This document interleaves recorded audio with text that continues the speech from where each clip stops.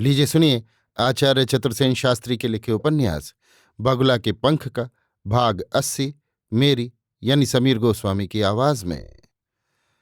3 महीने दक्षिण अफ्रीका का भ्रमण करके जुगनू जब लौटा तो उसकी जेब में उसकी कमाई के 11 लाख रुपए थे। उसने 50 लाख रुपए की रकम लाला फकीर चंद की जेब में डाली थी। इसके अतिरिक्त इन 3 महीनों में वो व्यापार के उन सब गुप्त हथकंडों को भी सीख गया था जिनकी बदौलत ये करोड़पति सेठ या लोग करोड़ों कमाया करते हैं। वो मिनिस्टरों, राजदूतों, अर्थशास्त्रियों और बड़ी बड़ी व्यापार फर्मों की भयानक पोल पट्टी से भी वाकिफ हो गया था। फकीर चंद के लिए जुगनू दुधारू गाय था और वे उस कीमती हथियार को हाथ से जाने नहीं देना चाहते थे। इसलिए उन्होंने 5 लाख रुपया खर्च करके उसके लिए वाणिज्य मंत्री की कुर्सी तैयार कर रखी थी। जब स्वागत की धूमधाम खत्म हो गई तो लाला फकीर चंद ने उसको एक दावत इंपीरियल में दी। अब लाला फकीर चंद भी घपचू आदमी न थे, एमपी थे और करोड़ों से खेल रहे थे। अब जुगनू की कृपा दृष्टि से नहीं, सहयोग से दोनों को लाभ हो सकता था, इसलिए उन्होंने उसे दावत दी थी। पर दावत में एक और व्यक्ति भी उपस्थित था। ये एक ज्योतिषी था जो तांत्रिक और सिद्ध प्रसिद्ध था। फकीर चंद ने उसकी बहुत बहुत तारीफ करके जुगनू से उसका परिचय कराया। अंत में उसने कहा, मुंशी साहब, अब हम आप एक दूसरे को ठीक समझ गए हैं।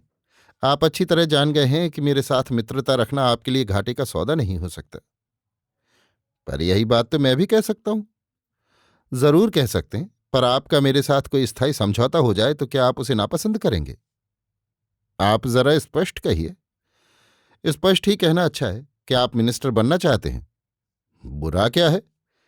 तो जो आदमी आपको उस कुर्सी पर बिठाएगा उसके साथ आप कैसा सलूक करेंगे? दोस्ती का? तो ज्योतिषी जी आप बताइए कि इनकी दोस्ती उस आदमी से कायम रहेगी या नहीं जो इन्हें मिनिस्टर की कुर्सी पर बिठाएगा।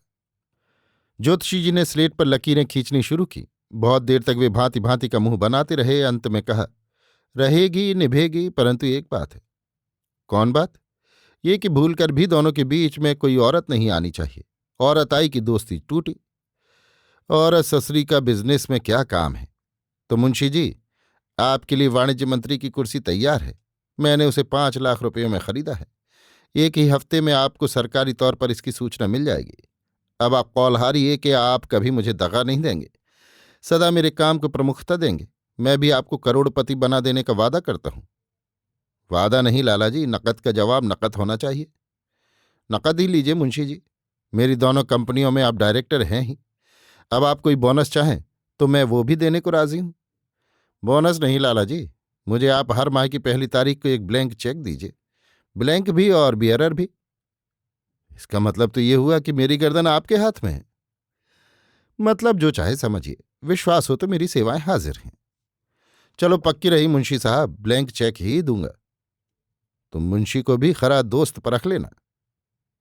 तो अब दूसरी मुलाकात हुजूर की मिनिस्ट्री के सिलसिले में होगी। क्या मुजाइका है, जुगनू ने मुस्कुराकर कहा और उठ खड़ा हुआ।